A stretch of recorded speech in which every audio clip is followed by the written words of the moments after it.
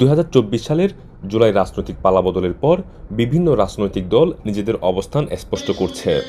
আগামী জাতীয় নির্বাচনকে ঘিরে দেশের রাজনীতিতে সৃষ্টি হয়েছে চাঞ্চল্য। 1991 থেকে 2001 সাল পর্যন্ত চট্টগ্রামের 5 হাটহাজারী আসনে টানা 4 বারের নির্বাচিত সংসদ সদস্য ছিলেন সৈয়দ ওয়াহিদুল আলম। তার মেয়ে জাতীয়তাবাদী আইনজীবী ফোরামের কেন্দ্রীয় কমিটির সদস্য ব্যারিস্টার শাকিলা ফারজানার 5 আসনে মনোনয়ন নিয়ে অনেকের মাঝে সৃষ্টি হয়েছে নানা জল্পনা কল্পনা। একটা সুন্দর পরিবেশ দেওয়ার মতো যদি যোগ্যতা ওনার থাকে তাহলে ওনার পাশে আপনারা সকলেই দাঁড়ান। সম্প্রতি আমিরাতে শাকিলা ফারজানা আসলে এক মত বিনিময় সভায় তাকে সংবর্ধিত করা হয়। এ সময় উপস্থিত প্রবাসীরা তার মনোনয়ন প্রত্যাশার কথা ব্যক্ত করেছেন। হাটহাজারী 5 আসন থেকে যাকে দলে মনোনয়ন করবে তার সাথে আমরা সংযুক্ত আরব আমিরাত হাটহাজারী সমিতি সব সময় আমরা ঐক্যবদ্ধ হয়ে কাজ করব, এটা আমাদের প্রত্যাশা। রাজনীতির বিএনপির সাপোর্টার আজকে আপনারা দেখেছেন এখানে শাকিলা ফারজানা আপা আসছে বলে এখানে কত মানুষ একত্রিত হয়েছে। আমরা সবাই প্রত্যাশা করি যে আমাদের শাকিলা ফারজানা আপাকে নমিনেশন দিবে। এরা যাকে যোগ্য পাত্র মনে করে তাকে নমিনেশন দেবে, তাদেরকে আমরা সার্বিক সহযোগিতা করে ইনশাআল্লাহ জয়যুক্ত করব। ফারজানা আপুকে আমরা প্রবাসী পক্ষ থেকে চাই, যেহেতু উনি প্রবাসী সুখ দুঃখে পাশে থাকবে আমাদেরকে প্রতিশ্রুতি দিয়েছেন এবং উনি যদি হতে পারে বাংলাদেশের সংসদ আলোকিত হবে। আমরা হাটহাজারীবাসী ওনার আব্বার যে অসমাপ্ত কাজ রয়ে গেছে এই কাজগুলো সম্পূর্ণ করতে পারবেন। ইতিমধ্যে বিএনপি সহ জোটের বৈঠক, তারেক রহমান এবং ডক্টর ইউনূসের বৈঠকের পর ফেব্রুয়ারিতে জাতীয় নির্বাচন হওয়ার সম্ভাবনার গুঞ্জনও উঠেছে।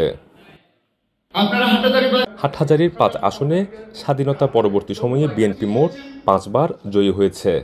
এদিকে দলের জন্য শাকিলা ফারজানা কারাগারও বরণ করেছেন বলে জানিয়েছেন। তাই বিএনপির জন্য তার বাবা এবং তার ত্যাগের কারণে তিনি বিএনপি থেকে মনোনয়ন প্রত্যাশার কথাও জানিয়েছেন।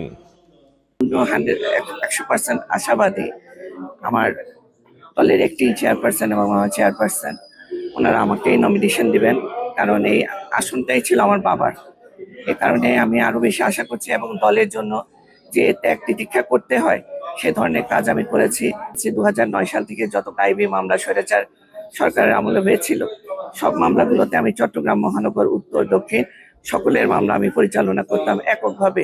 সুপ্রিম কোর্টে আমি একক লয়ার ছিলাম এবং 2013 সালে যখন শাপলা চত্বরের ঘটনা ঘটলো তখন হেফাজত ইসলামের পাশে দাঁড়িয়েছিলাম আমি, কারণ তাদের পাশে তখন কেউ দাঁড়াচ্ছিল না। এরপর তারা আমাকে জঙ্গি তকমা দিয়ে 10 মাস কারাগারে রেখেছিল। চট্টগ্রামের হাটহাজারীর ফরহাদাবাদ প্রবাসী বিএনপি পরিবারের পক্ষ থেকে আয়োজিত এই মত বিনিময় সভায় প্রধান অতিথি এবং সংবর্ধিত অতিথি ছিলেন ব্যারিস্টার শাকিলা ফারজানা। চাঁদাবাজ মুক্ত, সন্ত্রাস মুক্ত হাটহাজারী প্রতিষ্ঠিত করব। এই জন্য হাটহাজারীবাসী অবশ্যই আশা করতে পারে আমার কাছে আমি একটি হাটহাজারী, এমন হাটহাজারী দিব হাটহাজারীবাসীকে যে হাটহাজারীর স্বপ্ন তারা সবসময় দেখে। প্রধান বক্তা ছিলেন দুবাই বাংলাদেশ অ্যাসোসিয়েশনের সিনিয়র সহসভাপতি আলহাজ ইয়াকুব সৈনিক। ফরহাদাবাদ ইউনিয়ন বিএনপির সাবেক সহসভাপতি আবুল মনসুর চৌধুরী দুলালের সভাপতিত্বে মাওলানা নাসির উদ্দিন এবং জবরুল আলম চৌধুরীর সঞ্চালনায় উপস্থিত ছিলেন সালাউদ্দিন চৌধুরী, আলমগীর চৌধুরী সহ আমিরাতের বিভিন্ন প্রান্ত থেকে আসা বিএনপি সমর্থিত প্রবাসীরা। ইশতিয়াক আসিফ, চ্যানেল 24, সংযুক্ত আরব আমিরাত।